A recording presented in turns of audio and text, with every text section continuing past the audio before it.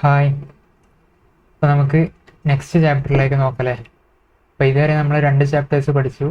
Chapter number 1ഉം chapter number 6ഉം ലിവറേജസും അതുപോലെ തന്നെ basic ആയിട്ടുള്ള കാര്യങ്ങൾ അത് രണ്ടാണ് നമ്മൾ പഠിച്ചത്. അപ്പോൾ ഇനി നമുക്ക് കുറച്ചുകൂടി ഇമ്പോർട്ടൻ്റ് ആയിട്ടുള്ള ഒരു ചാപ്റ്റർ, അതായത് cost of capital. Cost of capital എന്ന് പറയുമ്പം നമ്മളുടെ മെയിനായിട്ടുള്ള FMലെ മെയിനായിട്ട് വരുന്ന ഒരു ചാപ്റ്ററാണ് കോസ്റ്റ് ഓഫ് ക്യാപിറ്റൽ. അപ്പോൾ അതിനെക്കുറിച്ചും അതിൻ്റെ കാര്യങ്ങൾ എന്തൊക്കെയാണ്, എങ്ങനെയാണ് നമ്മൾ കോസ്റ്റ് ഓഫ് ക്യാപിറ്റൽ കമ്പ്യൂട്ട് ചെയ്യാം, എന്താണ് ഈ കോസ്റ്റ് ഓഫ് ക്യാപിറ്റൽ, അതിൻ്റെ കാര്യങ്ങളൊക്കെ നമുക്കൊന്ന് നോക്കാം. അപ്പം നമുക്ക് സ്റ്റാർട്ട് ചെയ്യാം.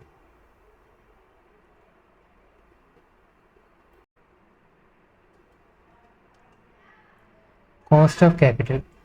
കോസ്റ്റ് ഓഫ് ക്യാപിറ്റൽ എന്ന് പറഞ്ഞാൽ എന്താ? What is cost of capital?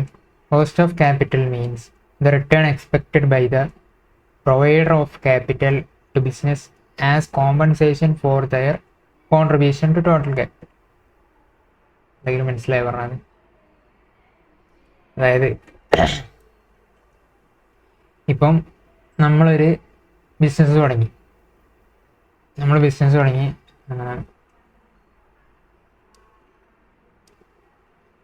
ഇതാണ് നമ്മുടെ ബിസിനസ്. ഒരു ടെക്സ്റ്റൈൽസ് ബിസിനസ് തുടങ്ങി. അപ്പോൾ അതിന് നമ്മൾ എന്തെടുത്ത്? ബാങ്കിൽ നിന്ന് ലോൺ എടുത്ത്.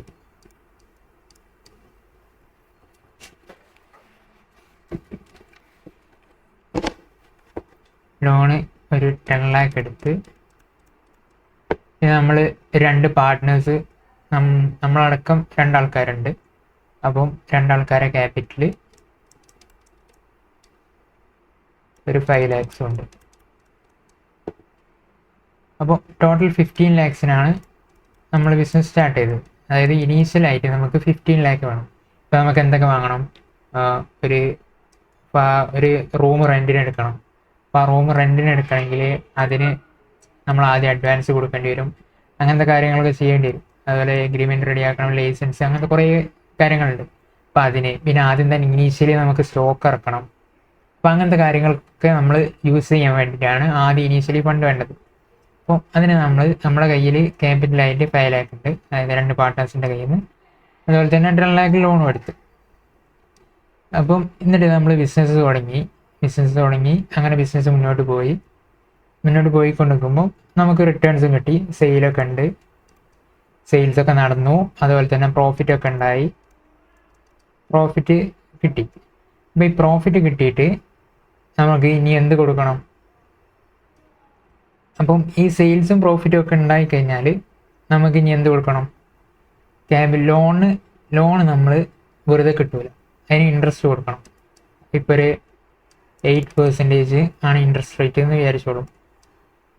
അപ്പം ഇതന്നെയാണ് എന്ത് നമ്മളുടെ കോസ്റ്റ് ഓഫ് ക്യാപിറ്റൽ എന്ന് പറയുന്നത്. അതായത് ഈ ലോണിൻ്റെ കോസ്റ്റ് ഓഫ് ക്യാപിറ്റൽ, അതായത് ലോൺ എന്ന് പറയുന്നത് ഡെപ്റ്റ്. അപ്പം കോസ്റ്റ് ഓഫ് ഡെപ്റ്റ് എന്ന് പറയുന്നത് ഡെപ്റ്റിൻ്റെ കോസ്റ്റ്, അഥവാ KD എന്ന് പറയുന്നത് ഈ 8% ആണ്. അതായത് ഈ 10 lakhൻ്റെ 8% എന്ന് പറയുമ്പം 80,000 rupees നമ്മൾ എന്ത് ചെയ്യണം? ലോണിന് നമ്മൾ ആനുവലി പേ ചെയ്തുകൊണ്ടേ ഇരിക്കണം. ഇൻട്രസ്റ്റ് ആയിട്ട് അവർക്ക് റിട്ടേൺ കൊടുത്തുകൊണ്ടേ ഇരിക്കണം. അത് അവരുടെ റിട്ടേൺ ആണ്. അതായത് ഈ ലോൺ തന്ന ആൾക്കാർ, അതായത് ബാങ്ക് നമ്മുടെ കയ്യിൽ നിന്നും എക്സ്പെക്റ്റ് ചെയ്യുന്നത് എന്താണ്?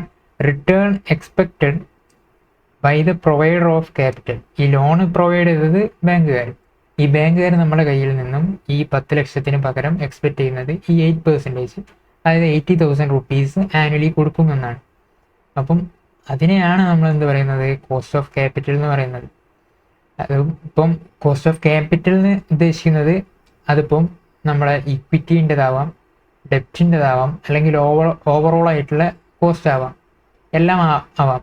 അപ്പം ഈ കോസ്റ്റ് ഓഫ് ക്യാപിറ്റൽ എന്ന് പറയുമ്പോൾ ഓരോ എലമെൻസിൻ്റെ ഒരു ജനറൽ ആയിട്ട് പറയുന്ന പേരാണ് കോസ്റ്റ് ഓഫ് ക്യാപിറ്റൽ.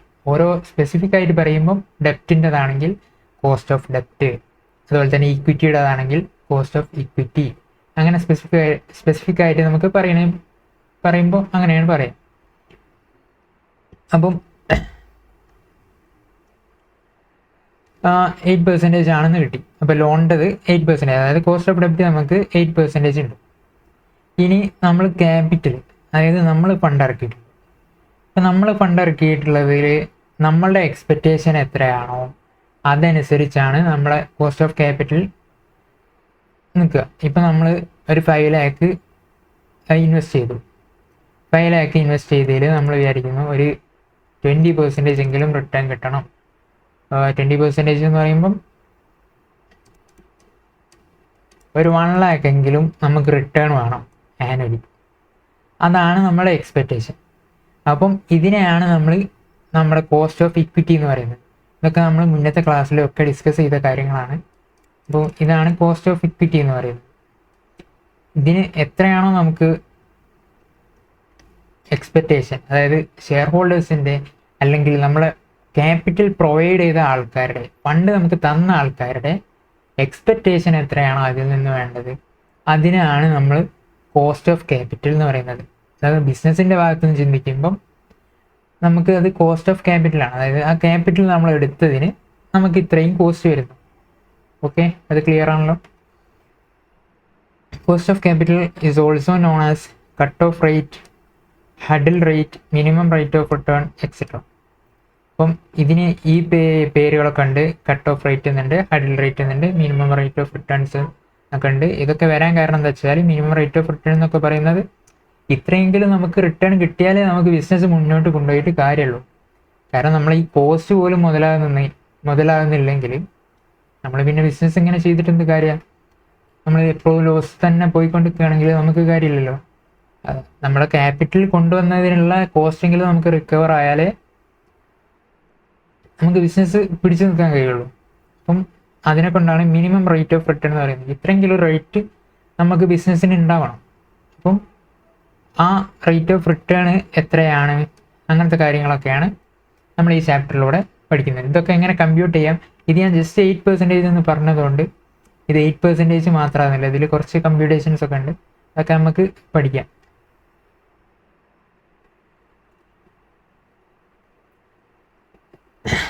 അപ്പം ഇനി കോസ്റ്റ് ഓഫ് ക്യാപിറ്റൽ ഇനി നമുക്ക് ഓരോന്നായിട്ട് നോക്കാം.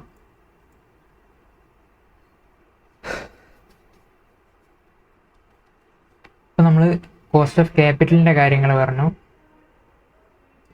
അപ്പോൾ കോസ്റ്റ് ഓഫ് ക്യാപിറ്റലിൽ എന്തൊക്കെ എലമെൻറ്റ്സ് വരുന്നു നമുക്കൊന്ന് നോക്കാം.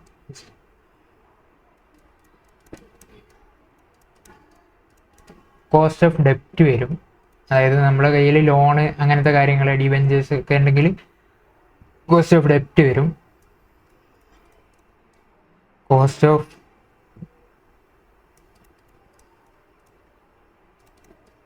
പ്രിഫറൻസ് ഷെയർ വരും. നമ്മൾ പ്രിഫറൻസ് ഷെയർ ആണ് ഇഷ്യൂ ചെയ്തിട്ടുള്ളതെങ്കിൽ പ്രിഫറൻസ് ഷെയറിൻ്റെ കോസ്റ്റും വരും. നമ്മൾ എന്ത് ഫണ്ടാണ് യൂസ് ചെയ്യുന്നത് അതിൻ്റെ കോസ്റ്റ് എന്തായാലും നമുക്കുണ്ടാവും. അതുപോലെ തന്നെ കോസ്റ്റ് ഓഫ് ഇക്വിറ്റി ഉണ്ട്.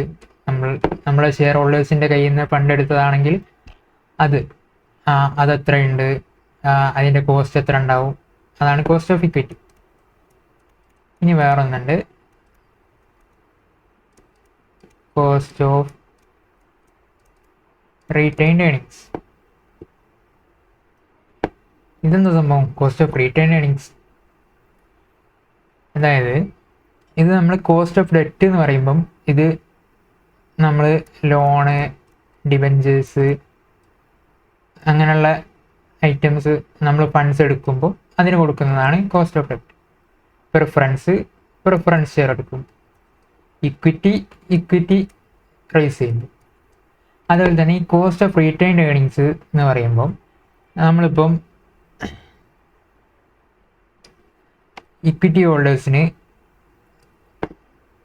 നമ്മുടെ കയ്യിൽ earnings available to equity share holders, അതായത് നമ്മളെല്ലാ എക്സ്പെൻസും കഴിച്ച് പ്രിഫറൻസ് ഡിവിഡൻഡ് കൊടുത്ത് അങ്ങനത്തെ എല്ലാം കഴിഞ്ഞിട്ട് നമുക്ക് വരുന്ന ഫിഗറാണ് earnings available to equity share holders. അത് നിങ്ങൾക്ക് നല്ലോണം അറിയുണ്ടാവും, നമ്മൾ മുന്നത്തെ ക്ലാസ്സിലൊക്കെ ഡിസ്കസ് ചെയ്ത കാര്യങ്ങളാണ്. അപ്പം earnings available to equity share holders എത്രയാണെന്ന് നോക്കുക. ഇപ്പം സപ്പോസ് ഒരു 10,000 ആണ് earnings available to equity share holders. അതിൽ നിന്ന് നമ്മൾ ഡിവിഡൻഡ് ഡിക്ലെയർ ചെയ്തത് എത്രയാണ്? ഒരു 5,000 ഡിവിഡൻഡ് ഡിക്ലെയർ ചെയ്തു. അപ്പം ഇവിടെ റീറ്റെയിൻഡ് ഏണിങ്സ് ആയിട്ട് 5,000 കൂടി ഉണ്ടാവും. അതായത് നമ്മുടെ ബിസിനസ്സിൽ തന്നെ 5,000 റീറ്റെയിൻഡ് ഏണിങ്സ് ആയിട്ട് ഉണ്ടാവും. ഇത് നമ്മൾക്ക് ഒരു വിധത്തിൽ നോക്കുമ്പോൾ ഒരു ഫിനാൻസിങ് അല്ലേ. ഇപ്പം നമ്മൾ ശരിക്കും ഈ 10,000 ഫുള്ളായിട്ട് നമുക്ക് ഷെയർ ഹോൾഡേഴ്സിന് ഡിസ്ട്രിബ്യൂട്ട് ചെയ്യേണ്ടതാണ്, അവർക്ക് കൊടുക്കേണ്ടതാണ്. പക്ഷേ അവർ പറഞ്ഞു നിങ്ങൾ ഞങ്ങൾക്ക് 5,000 തന്നാൽ മതി, ബാക്കി നിങ്ങൾ ബിസിനസ്സിൽ തന്നെ ഇട്ടോ. അങ്ങനെ പറഞ്ഞതല്ല, നമ്മൾ അങ്ങനെ സങ്കല്പിച്ചാൽ ഇപ്പം നമ്മൾ ഡിവിഡൻഡ് ഡിക്ലെയർ ചെയ്ത് 5,000 ആണെങ്കിൽ ബാക്കിയുള്ള അത് ഷെയർ ഹോൾഡേഴ്സിൻ്റെ ഫണ്ട് തന്നെയാണ്. ആ ഫണ്ട് നമ്മൾ ബിസിനസ്സിൽ വെക്കുമ്പോൾ അപ്പം ഇതിനും നമുക്കൊരു കോസ്റ്റ് ഉണ്ടാവുമല്ലോ. കാരണം ഈ 5,000 നമ്മൾ ഇവിടെ വെച്ചെന്ന് വിചാരിച്ച് ഷെയർ ഹോൾഡേഴ്സിന് അത് ഒഴിച്ചു വിട്ടതൊന്നുമല്ല, അത് നിങ്ങളെടുത്തോ അങ്ങനെയുള്ള ഇതിലല്ല. ഈ 5,000 കൂടി അവർക്ക് റിട്ടേൺ കിട്ടും, അതിനും കൂടി റിട്ടേൺ വേണം എന്നുള്ള ഒരു മെൻറ്റാലിറ്റിയാണ് ഷെയർ ഹോൾഡേഴ്സിന് ഉണ്ടാവുക. അപ്പം ഇതിനും ഒരു കോസ്റ്റ് വരും. നമ്മൾ റീറ്റെയിൻ ചെയ്തിട്ടുള്ള ഏണിങ്സ് അതും ഇക്വിറ്റി ഹോൾഡേഴ്സിൻ്റെ ഫണ്ട് തന്നെയാണ്. അപ്പം ഇത് നമ്മളെ ഇൻറ്റേർണൽ ഫണ്ടിങ് എന്നൊക്കെ പറയും. അതായത് നമ്മൾ പ്രോഫിറ്റിൽ നിന്ന് തന്നെ നമ്മൾ റീറ്റെയിൻ ചെയ്ത് വെക്കുന്നത്. അപ്പോൾ ഇതിനും കോസ്റ്റ് ഉണ്ട്. അപ്പം ഇതിൻ്റെ കോസ്റ്റ് കമ്പ്യൂട്ട് ചെയ്യുക, ഇങ്ങനത്തെ കാര്യങ്ങളൊക്കെയാണ് നമ്മൾ പഠിക്കുക. എന്നിട്ട് നമ്മളങ്ങനെ ഇത്രയും കോസ്റ്റൊക്കെ ഉണ്ടെന്ന് പഠിച്ചു.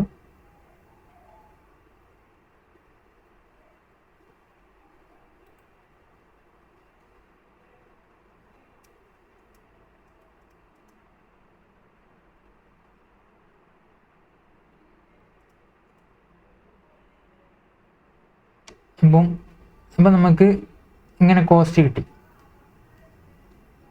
ഇപ്പം ഞാൻ ഒരു എക്സാമ്പിൾ വെച്ച് പറയുകയാണെങ്കിൽ ഇവിടെ ഒരു 5 lakh നമുക്ക് എന്തുണ്ട്, ഡെപ്റ്റ് ഉണ്ട്.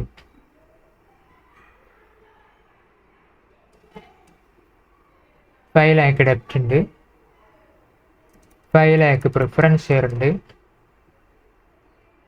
10 lakh ഇക്വിറ്റി ഉണ്ട്. അതുപോലെ തന്നെ നമുക്ക് റീറ്റെയിൻ ഏണിങ്സ് ഒരു 5 lakh ഉണ്ട്.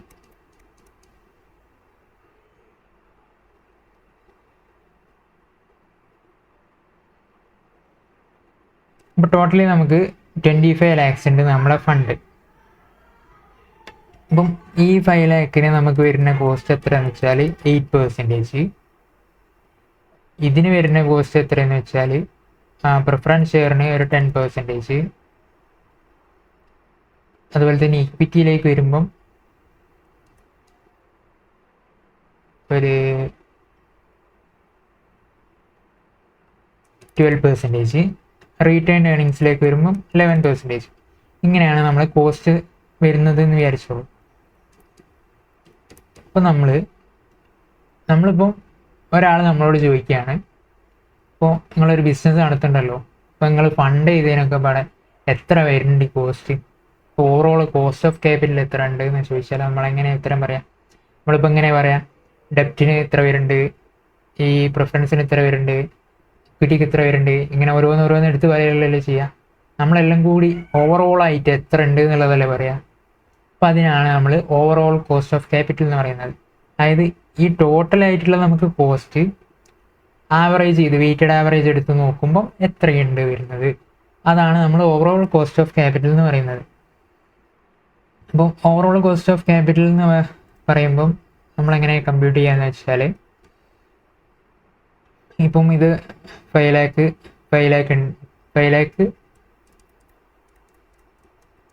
ഇൻറ്റു 8%, 40,000.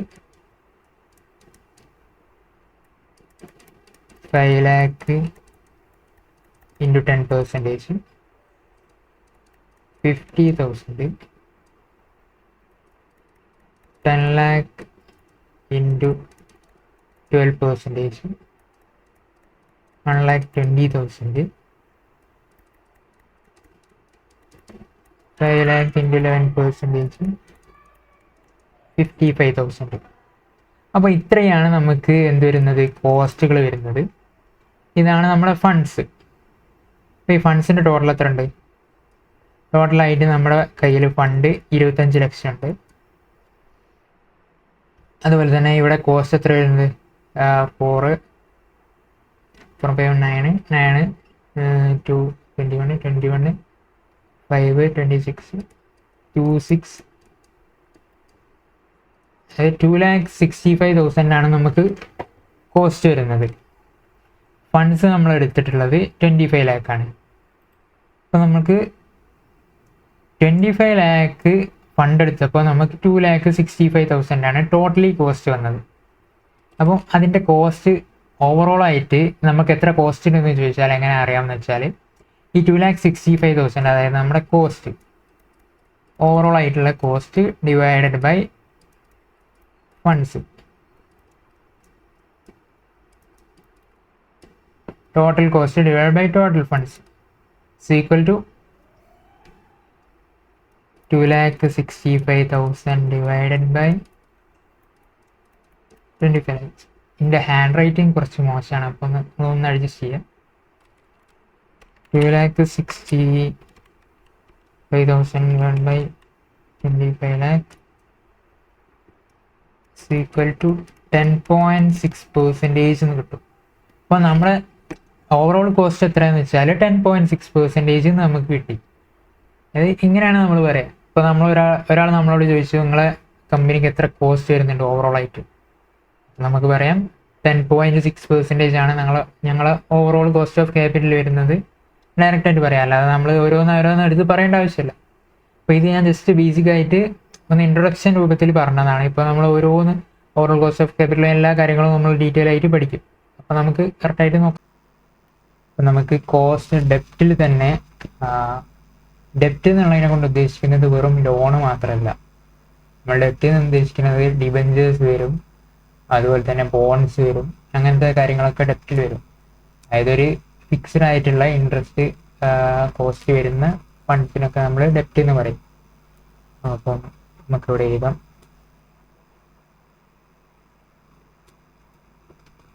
ഡെപ്റ്റ് എന്ന് പറയുമ്പോൾ നമുക്ക് എന്തൊക്കെ വരും?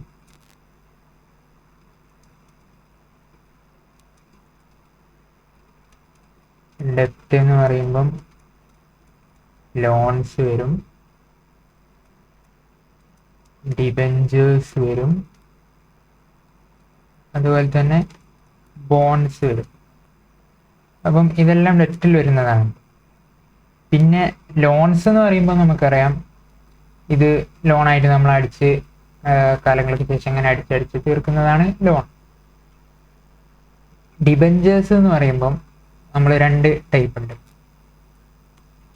ഒന്ന് റെഡീമബിൾ ആയിട്ടുള്ള ഡിബഞ്ചേഴ്സ് ഉണ്ട്, ഇറഡീമബിൾ ആയിട്ടുള്ള ഡിബഞ്ചേഴ്സ് ഉണ്ട്. റെഡീമബിൾ എന്ന് പറയുമ്പം നമുക്ക് ഒരു ഫിക്സ്ഡ് ടേം കഴിഞ്ഞാൽ അത് നമുക്ക് റെഡീം ചെയ്തെടുക്കാം. അപ്പം നമ്മളൊരു 10 lakh ഡിബഞ്ചേഴ്സ് ഇഷ്യൂ ചെയ്ത് ഫോർ 5 years എന്ന് പറയുകയാണെങ്കിൽ ഇങ്ങനെ ഒരു 5 കൊല്ലത്തേക്ക് നമ്മൾ 10 ലക്ഷം രൂപ ഇൻവെസ്റ്റ് ചെയ്യുന്നു. അതായത് ഇൻവെസ്റ്റേഴ്സ് നമുക്ക് 10 ലക്ഷം രൂപ തരുന്നു. ബിസിനസിന്റെ ഭാഗത്ത് നിന്ന് ചിന്തിക്കുമ്പോൾ നമുക്കൊരു 10 ലക്ഷം രൂപ തരുന്നു. എന്നിട്ട് ആ 10 ലക്ഷം വെച്ചിട്ട് നമ്മൾ ഓപ്പറേറ്റ് ചെയ്യുന്നു. അപ്പോൾ അതിന് ആനുവലി നമ്മൾ ഇൻട്രസ്റ്റ് കൊടുക്കുന്നു.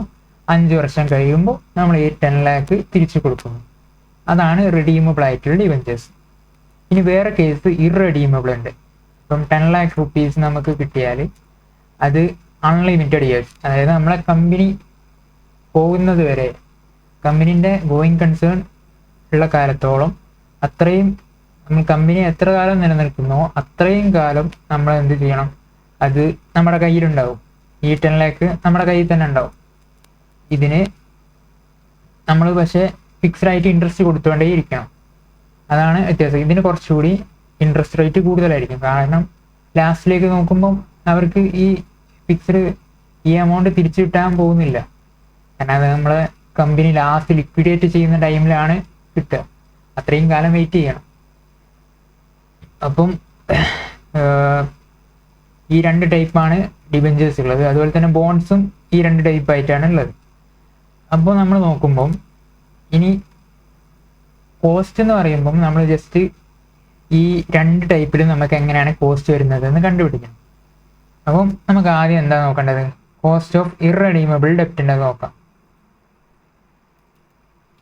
ഇറഡീമബിൾ ഡെപ്റ്റ് എന്ന് പറഞ്ഞാൽ ഞാൻ പറഞ്ഞു ഇറഡീമബിൾ ആണ്. നമുക്ക് കമ്പനി എപ്പോഴാണ് ലിക്വിഡേറ്റ് ചെയ്യുന്നത് ആ ടൈമേ നമുക്ക് കിട്ടുള്ളൂ. അത്രയും കാലം ആ ഇൻവെസ്റ്റേഴ്സിൻ്റെ, അതായത് ഡെപ്റ്റ് ഹോൾഡേഴ്സിൻ്റെ ഫണ്ട് നമ്മുടെ കയ്യിൽ തന്നെ ഉണ്ടാവും, ബിസിനസ്സിൻ്റെ കയ്യിൽ തന്നെ ഉണ്ടാവും. അപ്പം ആ ടൈമിൽ നമുക്ക് ഫണ്ട് തിരിച്ചു കൊടുത്താൽ മതി, ലിക്വിഡേറ്റ് ചെയ്യും. അപ്പം നമ്മൾ അതിൻ്റെ കോസ്റ്റ് എന്താ വരുന്നത് വെച്ചാൽ നമുക്ക് കോസ്റ്റ് ഓഫ് ഡെപ്റ്റിനാണ് KD എന്ന് പറയുന്നത്. KD is equal to interest into 1 minus tax rate divided by net proceed. ഇതാണ് ഇക്വേഷൻ വരുന്നത്. നമ്മൾ ഇക്വേഷൻ ആയിട്ട് പഠിക്കേണ്ട, ഇത് കോൺസെപ്റ്റിൽ എന്താണ് ഇതെന്ന് സംഭവം എന്ന് പഠിച്ചാൽ നമുക്ക് പെട്ടെന്ന് ഓർമ്മ വരും.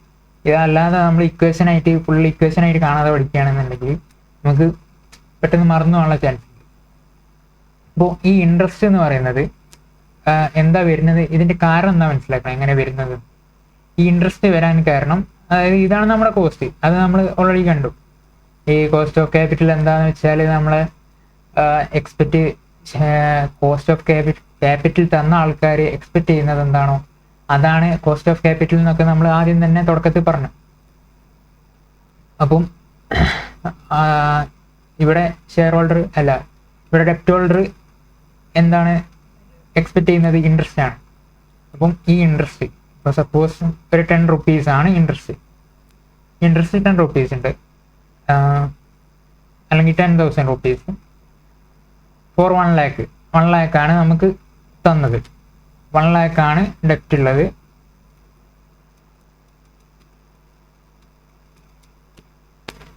ഇൻട്രസ്റ്റ് 10% ആണ്, ദാറ്റ് ഈസ് 10,000 റുപ്പീസ് ആണ്.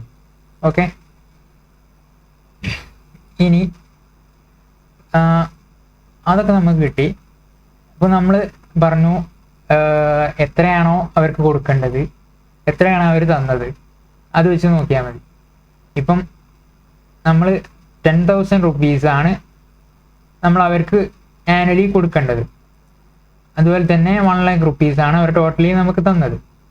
അപ്പോൾ ഇത് വെച്ച് നോക്കുമ്പോൾ ഈ 1 ലാക്ക് തന്നതിന് നമ്മൾ എത്ര അവർക്ക് റിട്ടേൺ കൊടുക്കുന്നു എന്നുള്ളതാണ് എന്ത്, കോസ്റ്റ് ഓഫ് ഡെപ്റ്റ് അഥവാ കോസ്റ്റ് ഓഫ് ക്യാപിറ്റൽ എന്ന് പറയുന്നത്.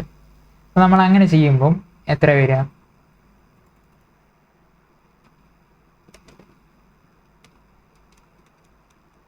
₹10,000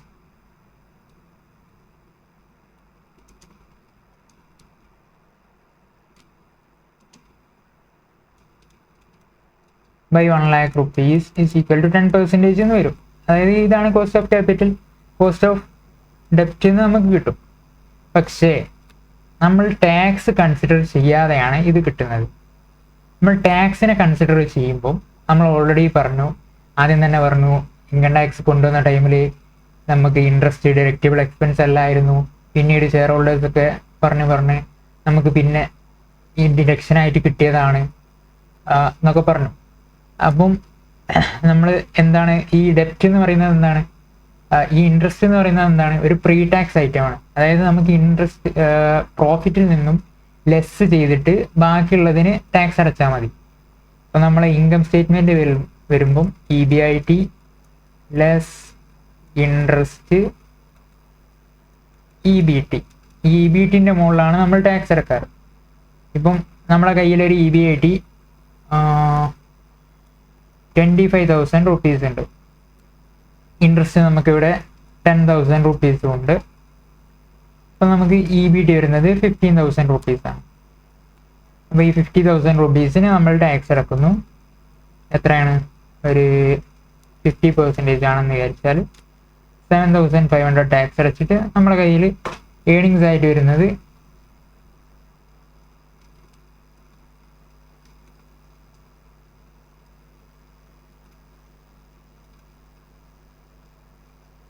EAT ഏണിങ്സ് ആഫ്റ്റർ ടാക്സ് വരുന്നത് 7,500 ആണ്. ഇനി നേരെ മറിച്ച് ഇതിപ്പോൾ ഒരു ഇൻട്രസ്റ്റ് അല്ല, നമ്മളിപ്പോൾ ഒരു ഡിവിഡൻഡാണ് കൊടുത്തതെന്ന് വെച്ചാൽ നമ്മൾ ഈ EBITൻ്റെ മുകളിലാണ് ഈ EBIT ആയിട്ടുള്ള 25,000. അതായത് ഇതിപ്പം ഇൻട്രസ്റ്റിൻ്റെ സ്ഥാനത്ത് നമ്മൾ പ്രിഫറൻസ് ഡിവിഡൻഡോ അല്ലെങ്കിൽ ഇക്വിറ്റി ഡിവിഡൻഡോ ആണെന്ന് വെച്ചാൽ നമുക്ക് ഇത് ലെസ് ചെയ്യാൻ പാടില്ല. അപ്പം 25,000 ഇൻറ്റു 50% വരും. 12,500 ടാക്സ് വരും. 12,500 ടാക്സ് വന്ന് നമ്മുടെ കയ്യിൽ EAT 12,500 വരും. എന്നിട്ട് അതിൽ നിന്നും നമ്മൾ പ്രിഫറൻസ് ഡിവിഡൻ്റ് ആയിട്ടുള്ള 10,000 റുപ്പീസ് കൊടുത്താൽ നമ്മൾക്ക് എത്രയാണ് കിട്ടുന്നത്? 2,500 ആണ് നമ്മുടെ കയ്യിൽ ഏണിങ്സ് ആയിട്ട് നിൽക്കുന്നത്. ഡിഫറൻസ് കണ്ടോ നിങ്ങൾ? ഇതിപ്പം നമ്മളൊരു 10,000 റുപ്പീസ് കോസ്റ്റ് വരുന്ന, അതായത് ഇൻട്രസ്റ്റ് ആണ് നമ്മളുടെ കോസ്റ്റ് ഓഫ് ക്യാപിറ്റൽ ആയിട്ട് നമുക്ക് വരുന്നത് ഇൻട്രസ്റ്റ് ആണെന്ന് വെച്ചാൽ, അപ്പോൾ നമുക്ക് 7,500 റിട്ടേൺ ഉണ്ട്. ബട്ട് അതേസമയം നമുക്കൊരു പ്രിഫറൻസ് ഡിവിഡൻഡോ ഇക്വിറ്റി ഡിവിഡൻഡോ ആണെങ്കിൽ 2,500 ആണ് നമുക്ക് റിട്ടേൺ ആയിട്ട് ബിസിനസ്സിലേക്കുള്ളത്. അപ്പോൾ ഈ ഡിഫറൻസ് കണ്ടോ? ഇതെന്ത് ഡിഫറൻസ് ആണ്? ഈ 10,000-ൻ്റെ മുകളിൽ നമുക്കൊരു കോസ്റ്റ് സേവിങ് ഉണ്ട്, അതായത് ടാക്സ് സേവിങ് നമുക്ക് ഉണ്ട്. ഈ 10,000 അതാണ് ഇവിടുത്തെ ഡിഫറൻസ് വരുന്നത്. അപ്പം ഈ ഡിഫറൻസ്, അതായത് ഈ കോസ്റ്റ് സേവിങ് നമ്മൾ കൺസിഡർ ചെയ്യണം, കോസ്റ്റ് ഓഫ് ക്യാപിറ്റൽ എടുക്കുമ്പോൾ കൺസിഡർ ചെയ്യണം. അപ്പോൾ അതിനു വേണ്ടി നമ്മൾ എന്ത് ചെയ്യുന്നു? Interest into 1 minus tax rate divided by net proceeds. അതായത് നമ്മൾ എത്രയാണോ റിട്ടേൺ ആയിട്ട് കൊടുക്കുന്നത്, return we giving into saving divided by how much we get. എത്രയാണോ നമുക്ക് കിട്ടുന്നത്, ഇപ്പം നമ്മൾ എത്രയാണോ റിട്ടേൺ ആയിട്ട് അവർക്ക് കൊടുക്കേണ്ടത്, അതിന് ടാക്സ് സേവിങ് കുറച്ചിട്ടുള്ള ബാക്കി, അതേ ഡിവൈഡഡ് ബൈ നെറ്റ് പ്രൊസീഡ്സ്, അതായത് നമുക്ക് എത്ര ഫണ്ട് കിട്ടിയോ അതാണ് നമ്മുടെ ഇക്വേഷൻ വരുന്നത്. അപ്പം ഈ കോൺസെപ്ച്വലി നിങ്ങൾക്ക് മനസ്സിലായിട്ടുണ്ടാവും എന്ന് ഞാൻ വിചാരിക്കുന്നു. അപ്പം ഇത് എത്ര വരും എന്ന് വെച്ചാൽ 50% ആണ് നമ്മൾ പറഞ്ഞത്. അപ്പോൾ 1 minus 50% divided by 1 lakh is equal to 5,000 by 1 lakh is equal to 5% എന്ന് വരും. അപ്പം നമ്മുടെ കോസ്റ്റ് ഓഫ് ക്യാപിറ്റൽ വെറും 5% ആണ് ഉള്ളത്, കോസ്റ്റ് ഓഫ് ഡെപ്റ്റ് വരുന്നത്. അപ്പം ഇതിൻ്റെ ക്വസ്റ്റ്യൻസ് നമുക്ക് ചെയ്യാനുണ്ട്. അപ്പോൾ നമ്മൾ കോൺസെപ്ച്വലി ഒന്ന് എങ്ങനെയാണ് ഇക്വേഷൻ വന്നത് എന്നുള്ള കാര്യം ഒന്ന് പറഞ്ഞതാണ്. അപ്പോൾ നമുക്ക് അതിൻ്റെ ക്വസ്റ്റ്യൻ ചെയ്യുമ്പോൾ ഒന്നുകൂടി ക്ലിയർ ആവും. അപ്പം ആ ടൈം നമുക്കൊന്നുകൂടി ഡിസ്കസ് ചെയ്യാം. ഇനി നമുക്ക് ഉള്ളത് കോസ്റ്റ് ഓഫ് റെഡീമബിൾ ഡെപ്റ്റ് ആണ്. അതായത് നമ്മൾ നേരത്തെ പഠിച്ചത് കോസ്റ്റ് ഓഫ് ഇറഡീമബിൾ ആണ്, അതായത് കാലാകാലം നമ്മുടെ കയ്യിൽ തന്നെ ആ ഫണ്ട് ഉണ്ടാവും, അങ്ങനത്തെ കേസാണ്. ഇനി കോസ്റ്റ് ഓഫ് റെഡീമബിൾ ആകുമ്പം എന്താ അതിൽ ഡിഫറൻസ് വരാൻ നോക്കാം. കോസ്റ്റ് ഓഫ് റെഡീമബിൾ ഡെപ്റ്റ് ഓർ ഡിബഞ്ചേഴ്സ് ആവുന്ന ടൈമിൽ നമുക്ക് വരുന്ന ഡിഫറൻസ് എന്താണെന്ന് വെച്ചാൽ,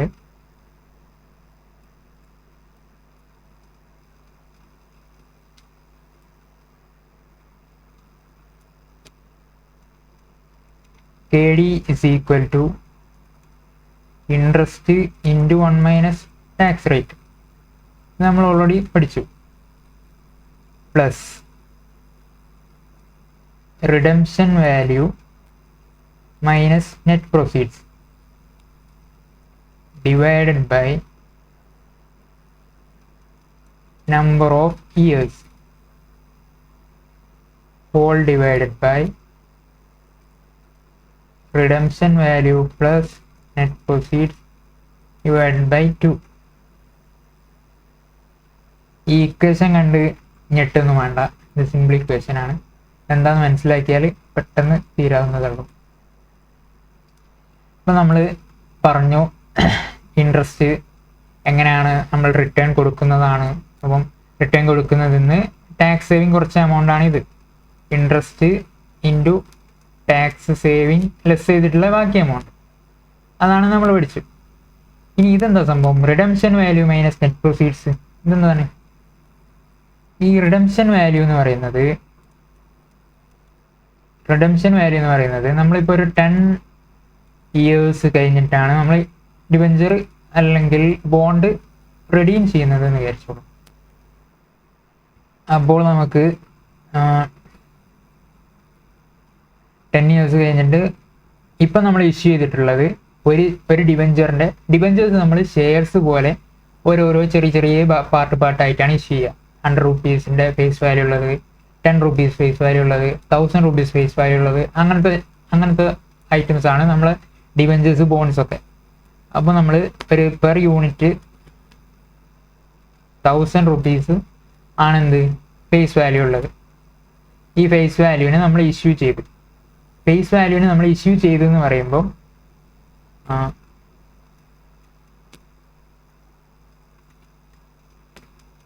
ഫേസ് വാല്യൂ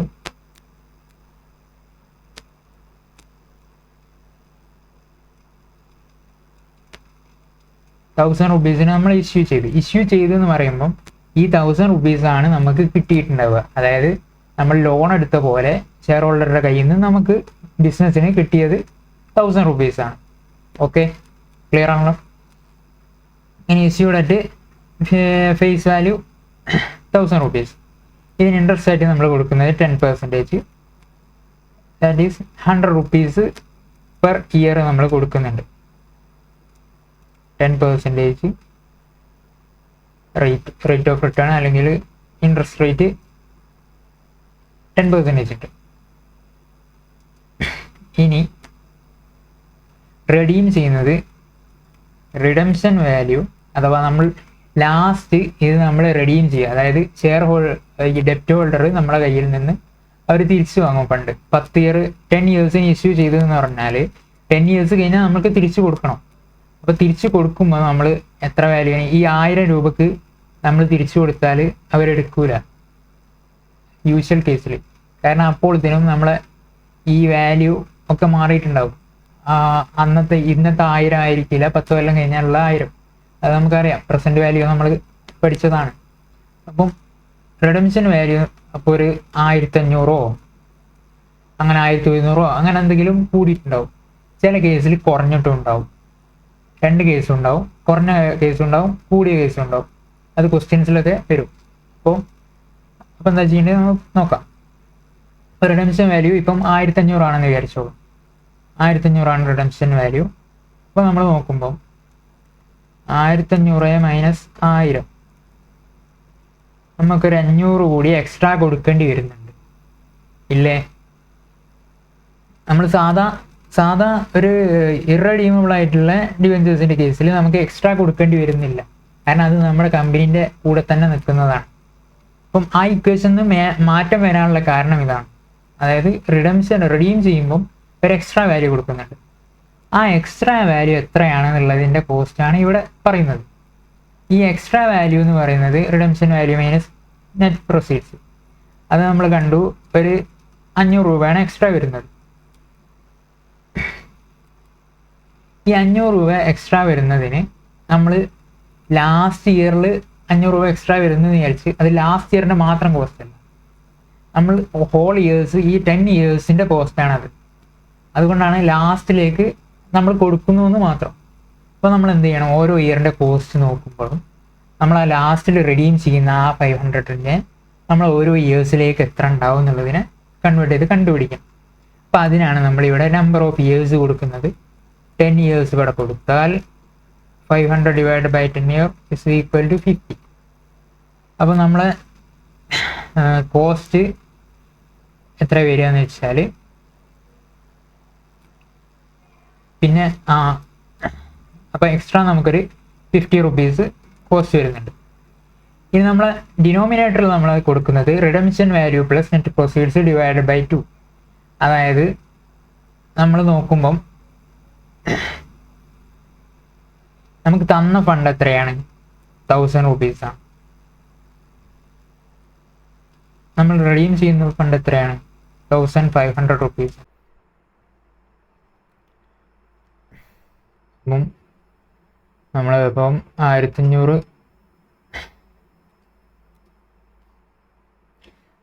ആണ് നമ്മളെ റിഡംഷൻ വാല്യൂ. അതുപോലെ തന്നെ നമ്മളെ നെറ്റ് പ്രൊസീഡ്സ് എന്ന് പറയുന്നത്, അതായത് നമുക്ക് ആദ്യം കിട്ടിയിട്ടുള്ള എമൗണ്ട് എന്ന് പറയുന്നത് 1000 ആണ്. അപ്പോൾ നമ്മൾ നോക്കുമ്പം നമുക്ക് കിട്ടിയ എമൗണ്ടിനെ കൊണ്ടാണ് നമ്മൾ സാധാരണ ഡിവൈഡ് ചെയ്യേണ്ടതെന്ന് നമ്മൾ പറഞ്ഞു. പക്ഷേ ഇവിടെ നോക്കുമ്പോൾ നമ്മൾ കൊടുക്കുന്നത് 1500 ശരിക്കും നമുക്ക് എത്ര ഫണ്ടാണ് കിട്ടിയത്? ഈ 1000 വരുന്ന കോസ്റ്റ് അല്ല ശരിക്കും ഈ മുകളിലുള്ളത്. കാരണം ഈ 1500 നമ്മൾ ലാസ്റ്റിലേക്ക് കൊടുക്കുന്നുണ്ടല്ലോ. അപ്പം അതിനെ കൊണ്ട് ആവറേജ് ചെയ്തിട്ട് ഇതിൻ്റെ ആവറേജ് ആയിട്ടുള്ള ഫണ്ട്സിനാണ് ഈ കോസ്റ്റ് വരുന്നത്. അപ്പം അതിനെ കൊണ്ടാണ് ഇവിടെ ആവറേജ് ചെയ്യുന്നത്. ഈ റിഡംഷൻ വാല്യൂവിൻ്റെ കൂടെ നമ്മൾ എന്ത് ചെയ്യുന്നു? നെറ്റ് പ്രൊസീഡ്സും കൂടി ആഡ് ചെയ്തിട്ട് ഡിവൈഡ് ബൈ 2, അതായത് ആവറേജ് ചെയ്യുന്നു. Average of redemption value and net proceeds ആണ് എന്ത് നമ്മൾ ഡിനോമിനേറ്റർ ആയിട്ട് വരുന്നത്. അപ്പം ഇങ്ങനെ ചെയ്യുമ്പോഴാണ് നമുക്ക് എന്ത് കിട്ടുക? കോസ്റ്റ് കിട്ടുന്നത്. അപ്പോൾ ഈ കേസിൽ നമുക്ക് എത്ര വരിക എന്ന് വെച്ചാൽ KD എത്രയാണ്? KD is equal to interest നമ്മൾ പറഞ്ഞു ഒരു 10% എടുക്കുകയാണെങ്കിൽ 100 ആയിരിക്കും. 100 ഇൻറ്റു ടാക്സ് റേറ്റ് ഒരു 50% എടുക്കുന്നു. സോ 1 - 50% പ്ലസ് റിഡംഷൻ വാല്യൂ എത്ര വരുന്നത്? 1500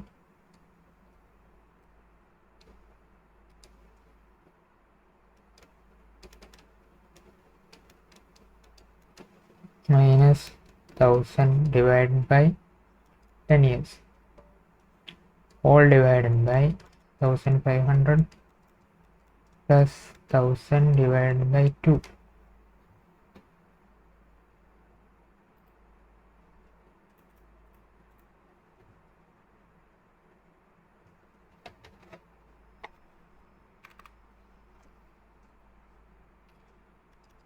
So 50 plus എത്ര വരിക?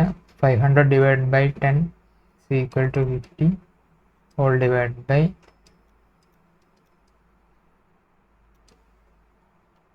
1250. So 100 by 1250 is equal to 8% എന്ന് കിട്ടും. അപ്പോൾ നമുക്ക് KD വരുന്നത് 8% ആണ്. അപ്പോൾ ഇങ്ങനെയാണ് നമ്മൾ ഇറഡീമബിൾ ആയിട്ടുള്ള അല്ലെങ്കിൽ റെഡീമബിൾ ആയിട്ടുള്ളത് ചെയ്യാം. ഇറഡീമബിൾ ആകുമ്പോൾ നമുക്ക് മുകളിൽ കണ്ടു. അതുപോലെ തന്നെ റെഡീമബിൾ ആകുമ്പം നമ്മൾ ലാസ്റ്റിലേക്കുള്ള എത്ര എമൗണ്ട് എക്സ്ട്രാ എമൗണ്ട് നമ്മൾ കൊടുക്കുന്നുണ്ടെങ്കിൽ, അല്ലെങ്കിൽ ഇതിപ്പം നമ്മൾ എക്സ്ട്രാ അല്ല മാർക്കറ്റൊക്കെ ഡൗൺ ആണെങ്കിൽ ചിലപ്പോൾ നമുക്ക് കുറച്ച് കൊടുത്താൽ മതിയാവും, 900 കൊടുത്താൽ മതിയാവും. അപ്പം 900 കൊടുക്കുന്ന കേസാണെങ്കിൽ എന്താ വരിക എന്ന് വെച്ചാൽ, ഇപ്പോൾ 900 minus 1000 divide by 10 is equal to -10 എന്ന് വരും.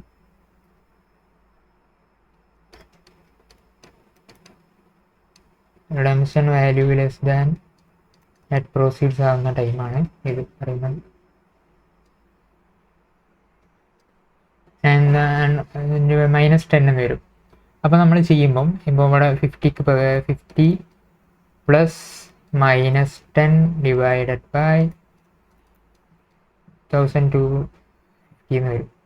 അപ്പോൾ നമ്മൾ നോക്കുമ്പം 40 ഡിവൈഡഡ് ബൈ 1250 വരും. അപ്പം നെഗറ്റീവ് ആണെങ്കിൽ നമ്മൾ അത്രയും കൊടുക്കണ്ടെങ്കിൽ അത്രയും കോസ്റ്റ് നമുക്ക് വരുന്നില്ലല്ലോ. ഇതൊരു നമുക്കൊരു കോസ്റ്റ് സേവിങ് ആണ്. ലാസ്റ്റിലേക്ക് നമുക്ക് ഇത്രയും കോസ്റ്റ് ശരിക്കും എക്സ്ട്രാ കൊടുക്കേണ്ടത് ശരിക്കും 1000 കൊടുക്കേണ്ടതിന് പകരം നമുക്ക് 900 കൊടുത്താൽ മതി. അപ്പം അങ്ങനെ വരുമ്പോൾ നമുക്കൊരു 100 രൂപീസിൻ്റെ സേവിങ് ഉണ്ട് അവിടെ. അപ്പോൾ ആ സേവിങ് ഓരോ ഇയറിലേക്ക് കൺസിഡർ ചെയ്യുമ്പോൾ -10, അപ്പോൾ നമുക്ക് നെറ്റായിട്ട് കോസ്റ്റ് വരുന്നത് 40 ആണ്. അപ്പോൾ ഇതുപോലെ തന്നെ കോസ്റ്റ് സേവിങ് ഉണ്ടെങ്കിൽ അത് നമുക്ക് സേവിങ് എടുത്തിട്ട് നെറ്റായിട്ടുള്ള കോസ്റ്റ് അല്ല, നമുക്ക് എക്സ്ട്രാ കോസ്റ്റ് വരുന്നുണ്ടോ ഈ കേസ് ആണെങ്കിൽ എക്സ്ട്രാ എത്രയാണ് വരുന്നത് അത് വെച്ചിട്ടുള്ള കേസ്. അപ്പോൾ ഇങ്ങനെയൊക്കെ ചെയ്ത് നമ്മൾ കോൺസെപ്ച്വലി അണ്ടർസ്റ്റാൻഡ് ചെയ്ത് വെക്കുക എന്താണ് സംഭവം എന്നൊക്കെ. അപ്പം ഇത്രയാണ് ഈ റെഡീമബിൾ ഉള്ളത്. If capital portion is taxable, then redemption value minus net proceeds also comes with interest. Interest plus redemption value minus net proceeds into 1 minus tax rate in the nominator through YTM yield to maturity method, IRR method also cost of redeemable debt calculated. എന്താ പറയുന്നത് വെച്ചാൽ ഇപ്പം നമ്മളെ capital പോർഷനും കൂടി taxable ആണെന്നുണ്ടെങ്കിൽ, അതായത് ഇപ്പം നമ്മളെ ക്യാപിറ്റൽ ഗെയിൻ ടാക്സ്, അതാണ് ഇവിടെ ഉദ്ദേശിക്കുന്നത്. ക്യാപിറ്റൽ ഗെയിൻ ടാക്സും കൂടി നമുക്ക് വരുന്നുണ്ട് എന്നുണ്ടെങ്കിൽ redemption value minus net proceeds also becomes with interest into 1 minus tax rate in the nominator. അതായത് ഇപ്പം നമുക്ക് റിഡംഷൻ വാല്യൂ ഒരു നമ്മളെ നേരത്തെ കേസ് തന്നെ 1500 ലെസ് നെറ്റ് പ്രൊസീഡ്സ് വരുന്നത് 1000 ആണ്. അപ്പം ഈ കേസിൽ എന്താണ്, നമ്മളൊരു 500 എക്സ്ട്രാ കൊടുക്കുന്നുണ്ട്. ശരിക്കും ഇതെന്താണ്, നമുക്ക് കിട്ടിയതിലും നമ്മൾ എടുത്തതിനേക്കാൾ കൂടുതൽ നമ്മൾ കൊടുക്കുകയാണ്. അതായത് നമ്മൾ എടുത്തത് 1000 റുപ്പീസിനാണ്, ബട്ട് നമുക്ക് കോസ്റ്റ് 1500 വരുന്നു. അപ്പോൾ നമുക്ക് ഈ 500 റുപ്പീസിൻ്റെ ലോസാണ് വരുന്നത്, ക്യാപിറ്റൽ ലോസ് ആണ് നമുക്ക് വരുന്നത്. അപ്പോൾ ഇങ്ങനെ ഈ ക്യാപിറ്റൽ ലോസിന് നമുക്ക് എക്സംഷൻ ക്ലെയിം ചെയ്യാം. അതായത് നമുക്കിപ്പോൾ ക്യാപിറ്റൽ ഗെയിൻ ഉണ്ടെങ്കിൽ ഇത്രയും എമൗണ്ടിന് നമുക്ക് അത് ലെസ് ചെയ്യാലോ, ലോസുമായിട്ട് സെറ്റ് ഓഫ് ചെയ്യാം. അതൊക്കെ നിങ്ങൾ പഠിച്ചിട്ടുണ്ടാവും ടാക്സിൽ. അപ്പം അങ്ങനത്തെ ക്യാപിറ്റൽ ഗെയിൻ ടാക്സ് കൺസിഡർ ചെയ്യുന്നുണ്ടെങ്കിൽ, ക്യാപിറ്റൽ പോർഷൻ ഓൾസോ ടാക്സബിൾ ആണെങ്കിൽ, ഇതിൻ്റെ മുകളിലുള്ള ഈ ടാക്സ് സേവിങ് കൂടി നമ്മൾ കൺസിഡർ ചെയ്യണം എന്നാണ് ഈ നോട്ടായിട്ട് പറയുന്നത്. ഇതങ്ങനെ അധികം വരാറില്ല, എന്നാലും നിങ്ങളൊന്ന് ഓർത്ത് വെക്കുക. ഇങ്ങനെ ക്വസ്റ്റ്യൻ ഇങ്ങനെ വന്നാൽ നമ്മൾ ഇങ്ങനെ ചെയ്യാം. അതായത് ജസ്റ്റ് ഈ redemption value minus net proceeds into 1 minus tax rate നോമിനേറ്ററിൽ കൊടുക്കുക.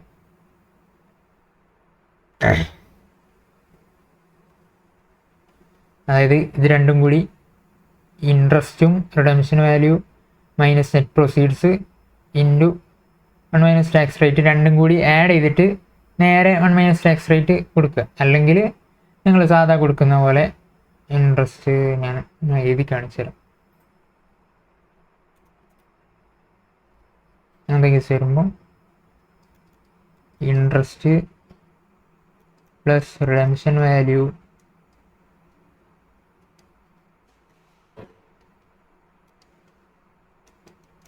minus net proceeds all into 1 minus tax rate divided by net proceeds plus redemption value divided by 2.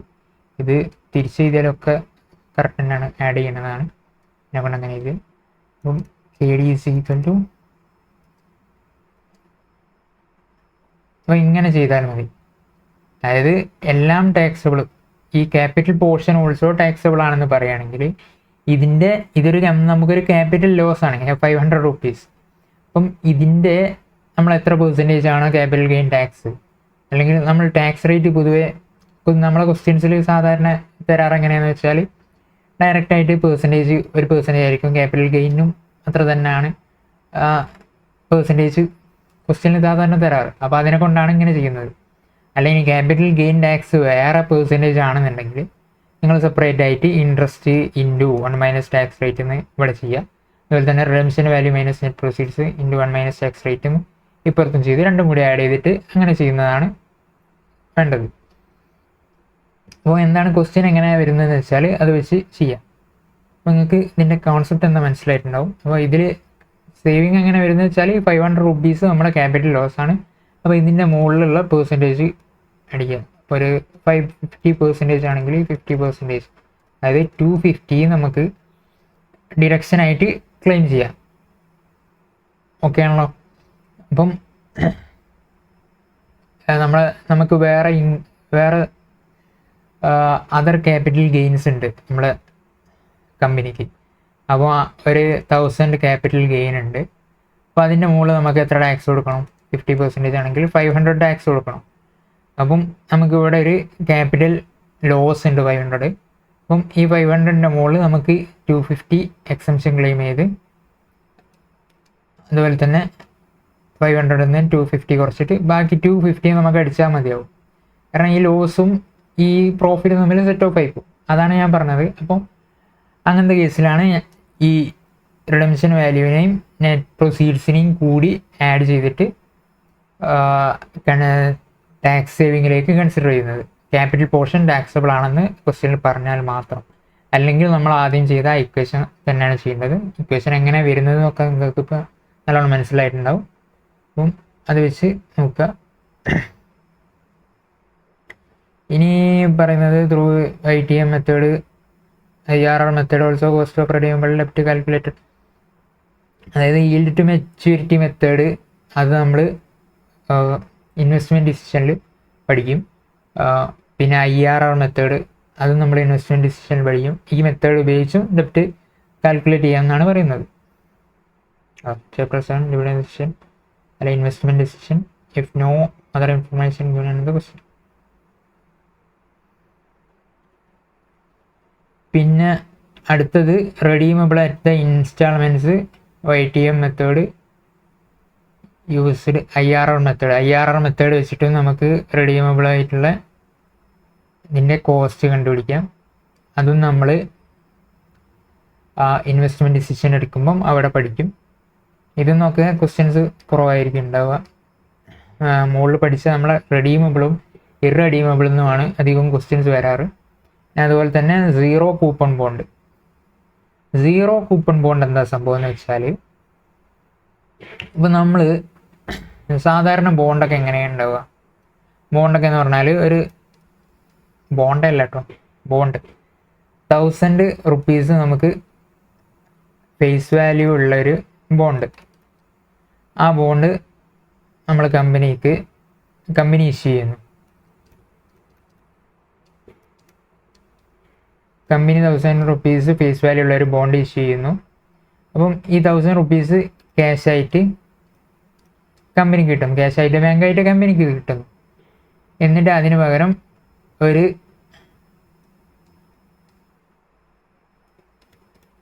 കസ്റ്റമറാണ് ഒരു ബോണ്ട് എന്ത് ചെയ്യുന്നു, ബോണ്ടിൻ്റെ ഒരു ഷെയർ നമ്മൾ കസ്റ്റമർക്ക് കൊടുക്കുന്നു. അതോടൊപ്പം നമ്മൾ ഇയർലി ഒരു 10% ആണെങ്കിൽ 100 റുപ്പീ വെച്ച് കസ്റ്റമറല്ല നമ്മളെ ഇൻവെസ്റ്ററിന് കൊടുത്തുകൊണ്ടേയിരിക്കുന്നു. അതായത് ബോണ്ടിൽ ഇൻവെസ്റ്റ് ചെയ്യുന്ന ആൾക്ക് കൊടുത്തുകൊണ്ടേയിരിക്കുന്നു. അപ്പം ഇങ്ങനെയാണ് നമ്മളൊരു സാധാ ബോണ്ടിൻ്റെ അവസ്ഥ ഉണ്ടാവുക. ഇനി സീറോ കൂപ്പൺ ബോണ്ട് എന്ന് പറയുമ്പം അത് കുറച്ച് ഡിഫറെൻ്റ് ആണ്. എങ്ങനെയാണെന്ന് വെച്ചാൽ,